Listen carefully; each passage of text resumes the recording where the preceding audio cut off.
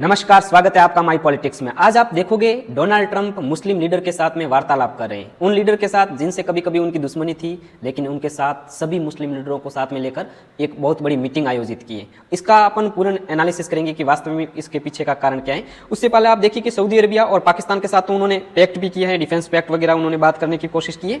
अब देखो, यूक्रेन और रशिया का युद्ध ये रुकवा नहीं पा रहे हैं, तो ये क्या कर रहे हैं, गाजा और इसराइल का युद्ध रुकवाने की कोशिश कर रहे हैं। ध्यान रखना, अभी क्या कर रहे हैं, गाजा और इसराइल का युद्ध यदि समाप्त हो जाएगा तो डोनाल्ड ट्रंप को मिलेगा नोबेल प्राइज। इसलिए ये सब मीटिंगें चल रही हैं, ये सब कार्य चल रहे हैं। ध्यान रखना, अभी आपको बहुत समझ में आएगा कि कैसे कैसे राजनीति किस प्रकार चेंज हो रही है। यहाँ पर ग्लोबल जियोपॉलिटिक्स में देखेंगे तो आपको दिखेगा।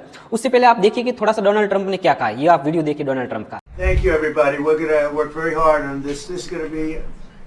This is my most important meeting. I've had important meetings. I don't want to insult anybody that we've met with. We met with just 32 meetings here.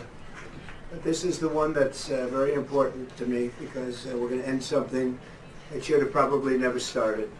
Thank you very much, everybody. We appreciate it. यहाँ से अपन देखेंगे तो ये Donald Trump की एक historical speech हो सकती है। अब जितने यूरोपियन देश हैं, वेस्टर्न देश हैं, वो फिलिस्तीन को कंट्री घोषित करने की कोशिश करें। अब देखिए, अपने इंडिया ने तो पहले से घोषित कर दिया था कि फिलिस्तीन एक देश है। अभी आप देखोगे तो यूरोपियन यूनियन का सबसे बड़ा देश, वहाँ पर फ्रांस, जो मैक्रोन है, वो स्पेशली भाषण दे रहे हैं, स्पेशली कह रहे हैं कि हम फिलिस्तीन को देश घोषित कर रहे हैं। आप उनका भाषण भी देख सकते हो।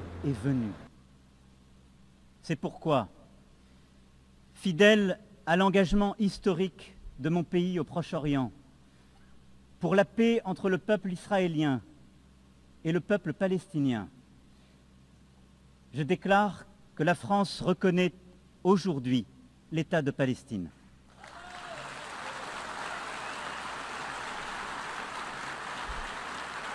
तो फाइनली फ्रांस ने भी फिलिस्तीन को रिकॉग्नाइज कर लिया है एक देश के रूप में। उन्होंने यूएन असेंबली में जाकर यह घोषणा की है कि आज हम फिलिस्तीन को घोषित करते हैं देश। अब देखिए, सारे के सारे यूरोपियन देश इसको घोषित करेंगे। क्यों?